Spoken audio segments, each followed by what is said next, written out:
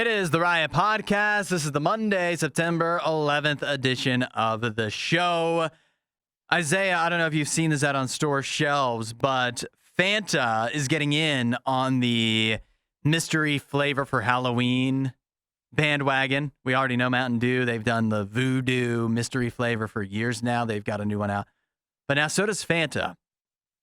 And I don't know if you've seen it, but if you spot it in stores, the Fanta mystery flavor, it comes in the drink itself is like fully black.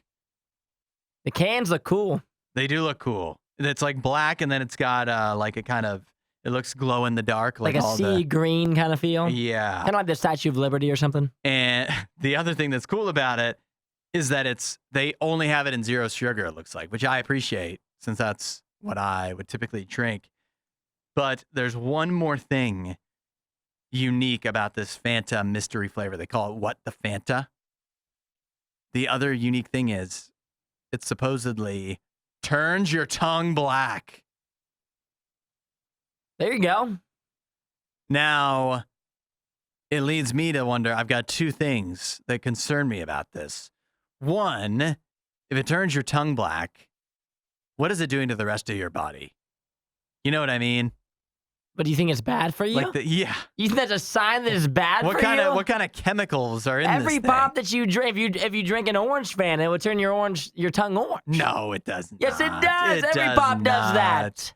Every pop does that. You're crazy. If it's got like a blue Mountain Dew, blue tongue. If it's got a special dye in it that like sticks on your tongue so it turns your tongue black, what about your teeth? You know? What is that doing to your teeth? Doesn't that concern you? It's supposed to turn your tongue black. Like, yeah, I know. And that's what I'm worried about. Is that whatever it is that's turning my tongue black, like that's not a natural thing to happen. What kind of unnatural things have they put in this? Don't you think that if Fanta has tested this, that if they've meant to make your tongue black, that it's probably safe? I don't know. To. Define safe. What do you mean? The FDA lets you drink it. Do you trust the FDA, Isaiah? Trust them enough to eat food every day. Yeah. No, I don't trust it. I just look past it at this point. It's not the worst color for your tongue to be. What would be the worst color? I think green is the worst. Why? I think green looks the grossest. Actually looks like you're diseased in some way. Yeah, I think green makes your tongue look like you're just dirty. Like if you're rocking red, everyone knows like he just had a dum dum. If you're rocking blue, they're like, oh, Voltage Mountain Dew, we get it. Popsicle, okay. If you're rocking green, they're like, did he just not brush? Yeah. Did he eat some sort of sour apple? I think black is up there, though. Black's up there. Because if somebody doesn't know that you just had a What the Fanta, and they see you have a black tongue, they might be like, hey, I think you should see a doctor. I think there could be something wrong. Is everything tasting okay to you? But my other concern is exactly that. It doesn't it's not bright and whatever, like clearly pointed out on the bottle that it turns your tongue black. So what if you're just out and about, you get this, oh, this looks like a new Fanta? Ooh, let me try. And then you're going about your day and you've got like a black mouth and you don't even know. You're getting weird looks from people. And who knows what this could ruin. And the opinions, the first impressions you could make that you don't even realize because you didn't know to look in the mirror or to brush your teeth after you drink the What the Fanta. Makes for some good stories for me. I guess it'd be a good icebreaker, perhaps. You know? Why's your tongue black? Yeah. Love that one. I have to ask. Why is your tongue black? Yeah, I think I'm a Fanta fan. Uh-huh. I don't think this is for me, though. Well, we're going to try I'm not somebody who usually likes to eat or drink things that change the color of their tongue. Exactly. I'm very what's it called? My awareness on that is high for like situational awareness. Risk averse. Yeah, like if I'm somewhere where I don't want my tongue to be blue, you best believe I'm not eating the popsicle. Like if I'm at the certain cookout, I'm not touching that one. Well, you better be ready because we are going to try this. We have to figure out what the mystery flavor is. So we'll be having this. It's up next. We will be having this. That's one of our very next food fights. It's coming up soon. Good podcast today, of course. You've already found it. I'll tell you, the next thing you get to hear is Elon Musk's child's name, and you're not going to believe it. And that's saying something. It is unreal. It's the riot. You won't hear a show like this anywhere else. And that's probably for the best. The worst of the riot. Radio U. Congratulations are in order, apparently, to Elon Musk. I know you love congratulating Elon Musk. He and Grimes, apparently they have another child. It's exciting. Yeah, it is exciting, which does bring his total to 10 offspring. It's a lot. 10 children. 10's high. 10 children with 3 different women. But see, he and Grimes, I don't know when this exactly happened, but they some time ago welcomed another child into this earth. And it's been kept private until now. There's a new biography coming out about Elon Musk by Walter Isaacson. And in the biography, it is revealed that he and Grimes at some point recently welcomed a new child into the world. Are you ready for this name? Oh, I'm ready. Techno Mechanicus. What do they think, they're in a movie or something? What is that? I think it's a superhero. Or maybe a supervillain. Techno Mechanicus? Yeah. Such a wild name. To say the least. And so you might be wondering, Techno Mechanicus, clearly girl. No, it's not. No, I don't know. It actually doesn't say. It's not revealed. It's not revealed. What in the world? I think it's a robot, actually. Must be. Yeah. With a name like that. How can it not be a robot? You name it Techno Mechanicus. They say they call it, I guess they call it Tau for short. They call it Tau? Yeah. It's much better. At least that sounds kind of like a human name. That's a terrible name to give a child. Well, it keeps Techno Mechanicus, come on. It keeps in line with their other 2 children. I don't know if you remember this, but their first child is X. I'm pretty sure that's how you say it. I'm pretty sure. Its first name is definitely X, and after that, it's a bunch of symbols that I don't recognize.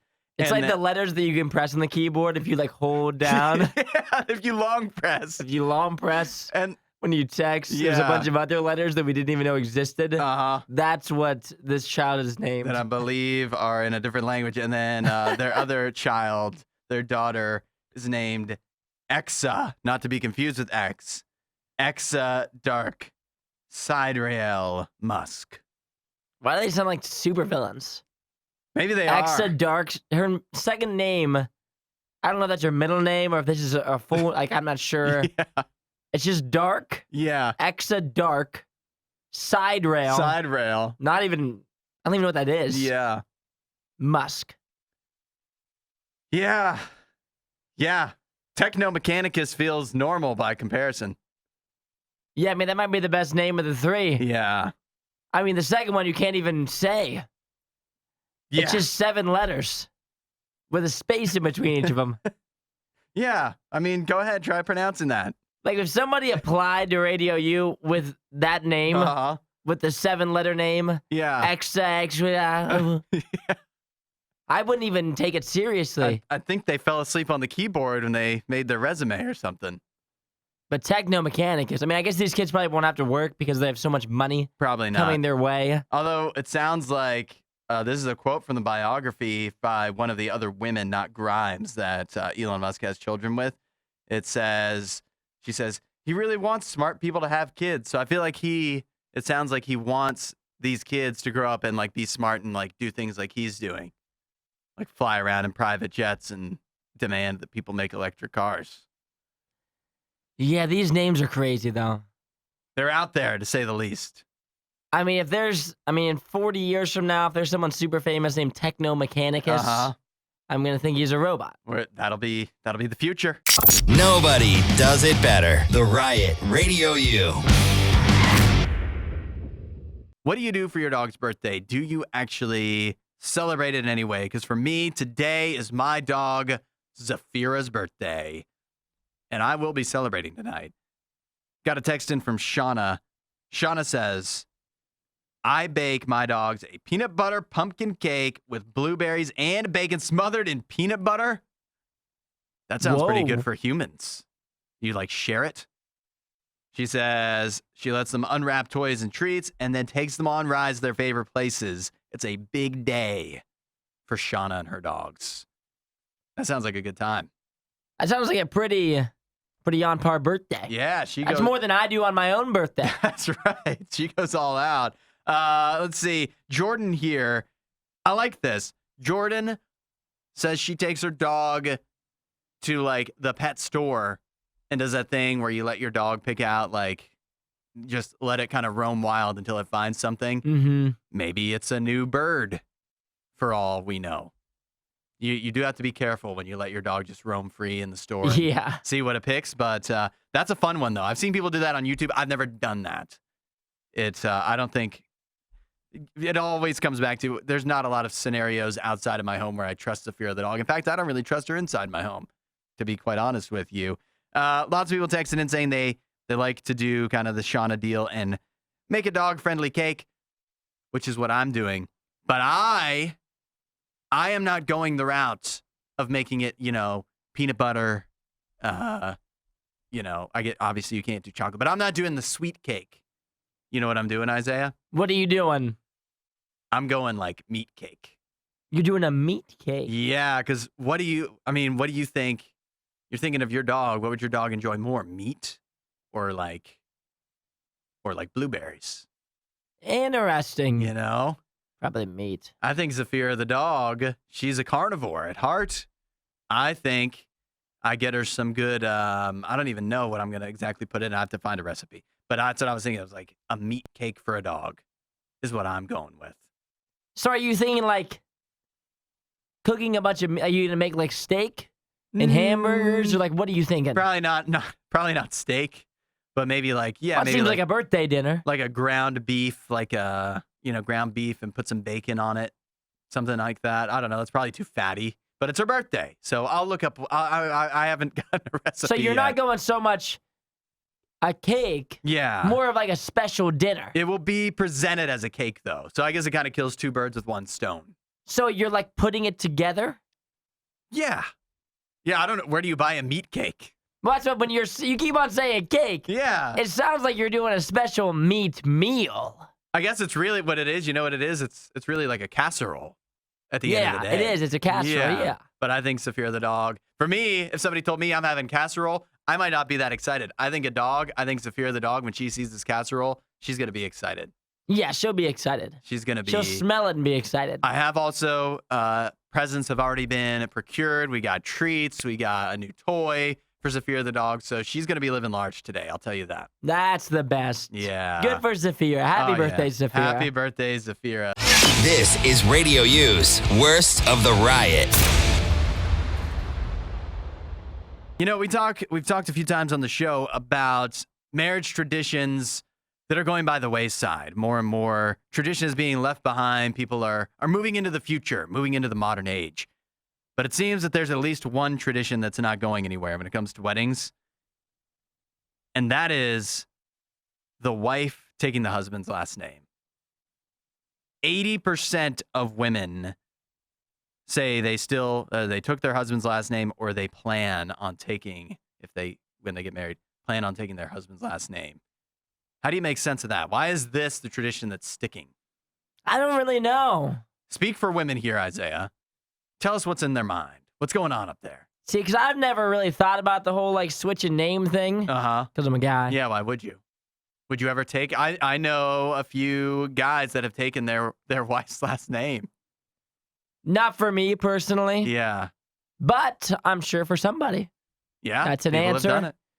And I get the whole if you're a doctor thing. I know a lot of people, if they're a doctor, they keep their own last name. Mm-hmm. But the majority of people I know have taken their husband's last name. Yeah. Yeah, it's still very common. I don't know. I guess it's just because it's sort of the tradition that a woman would take the man's last name and, traditionally the man's the head of the household and whatever. It seems like a togetherness thing to me. That's what I was thinking. I think it's a team. It shows you're a team. Yeah. Which I think is good. I just think it is surprising to me that as, times change, that it's not seen, that there's not like, oh, now we're going to hyphenate more or something like that, to make it seem more equal, because it does kind of still, that is kind of just something anchored in the old way of thinking that men are, the head of the household and women submit or whatever. Like that's so old school thinking. You'd think this is so related to that, but I guess for most people, it's not. They don't think that way. No, I don't think it's like that at all. I think it's more of it's a team thing. Yeah. It's an us thing. I People like are it. usually excited for it. I like it.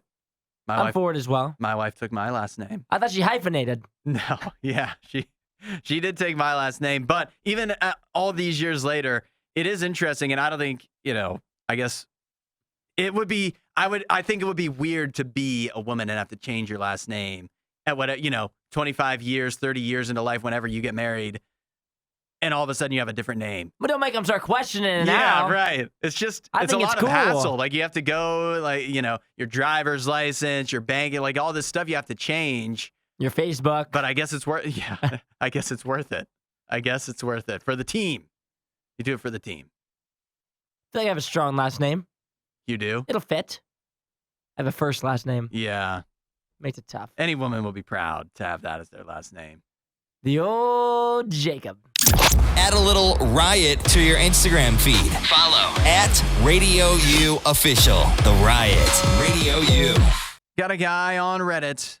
The old Am I the A-hole subreddit. This guy, he basically, he asked his girlfriend to shave her armpits. Now, I think a little context. I think this guy deserves to have the context shared before anybody rushes to judgment.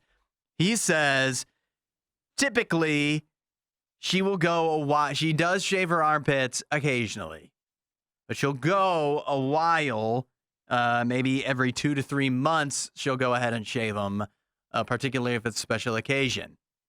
And in this instance, they had a family event coming up, and he thought that would be a worthwhile special occasion for her to take out the old razor, the Venus, and give the armpits a shave.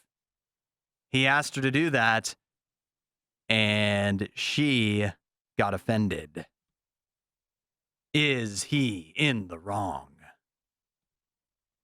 The internet backlashed on this man in a way that is wild to me. Yeah, he's hated. He's hated on Reddit.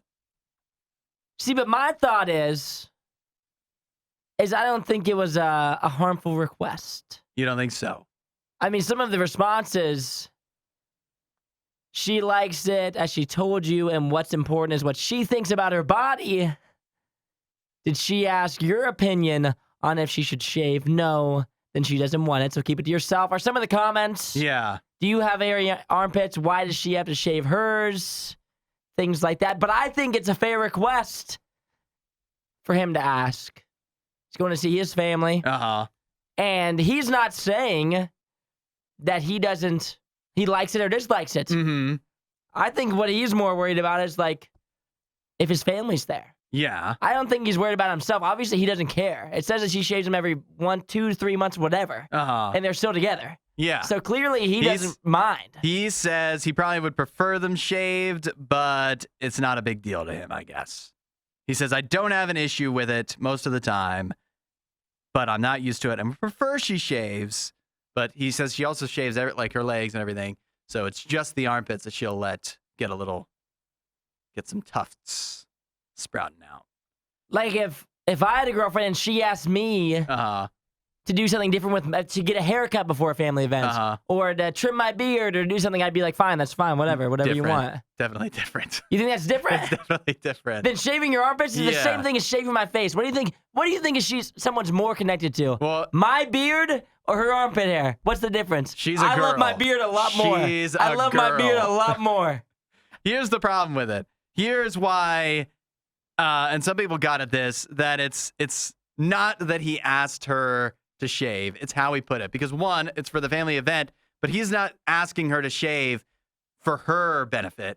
since it's a family event with his family, he's asking her to shave for his benefit because he would feel embarrassed to see her out there with unshaved armpits. So that's problem number one. But problem number two is how he presented it. If he said, hey, heads up, my family might judge you a little bit, that's way different than saying, can you shave your armpits for this family event? If you said, hey, it's your choice, but I'm just saying my family probably gonna raise an eyebrow if they see you here in a tank top and unshaved armpits, that would be a much better way to present it. So is he an a-hole? I don't think. You're right that in a healthy relationship, I think the other person, either way, should be able to, point out. Like my wife to me all the time, hey, you're going to pop that pimple? You're going to get that whitehead before you go out?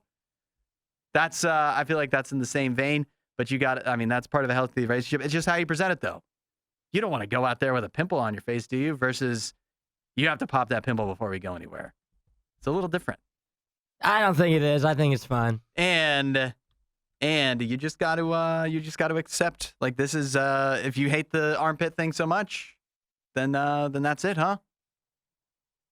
Like, why are you with her if it bothers you so much? I don't think it bothers him. I think it's his family. Then why is he asking? Like, everybody's different around when it's just me and my partner versus when it's me, my partner, and her mom and dad. I'm not going to wear the same thing. When I go out with my friends, I hang out with them, wear different clothing than I would wear when I hang out with her mom and dad. I look different. I act different. That's just how it goes. It's all about being presentable. I mean, unless it's the first time, though, you should just know. If she should get a feel for what his family is like, unless it's the first couple times they've ever hung out. And then and then if you can't get a feel like that, if you still are misbehaving or acting, this is not misbehaving, but if you're acting just in a way that doesn't fit in with the family, maybe it's not going to work. You shouldn't have to, like, there's so you shouldn't have to, like, shave your armpits. That's, like, too much to ask to keep everybody cool. Yeah, you shouldn't have to. Oh, hi there. This worst of the riot. Crank that up. Radio U. Did you know that the Statue of Liberty used to be a different color when we got it all those years ago? What color? It used to be, when you get a brand new penny? Mm-hmm. That's what it used to look like. Kind of copper-esque? Because it is made of copper, apparently. The Statue of Liberty. Now everyone knows it's an iconic bluish-green hue, right?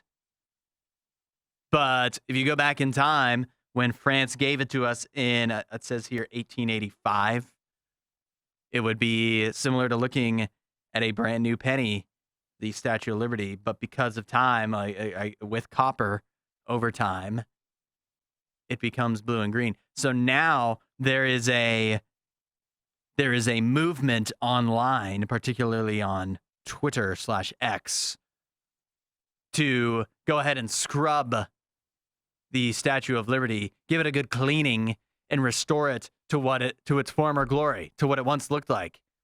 So it can be shining as she extends her arm, her torch of freedom. It could be a shiny copper color instead of the bluish green that we know today. You think it's worth it? I don't know. I kind of like that bluish green. It's so iconic, isn't it? It is iconic. I don't know if it's shining her up to the copper. I'm sure it would look cool. Yeah. But is it right, Yeah, because it's just what we know. It's just so familiar, that bluish green. To change it to something else, even if it is what it used to look like and what it naturally initially looked like, it just doesn't feel the same. It wouldn't feel the same. I don't know if it would look right being that color. I'm seeing, like, kind of images of what it would look like if they were to go ahead and clean it. I don't know if I prefer that.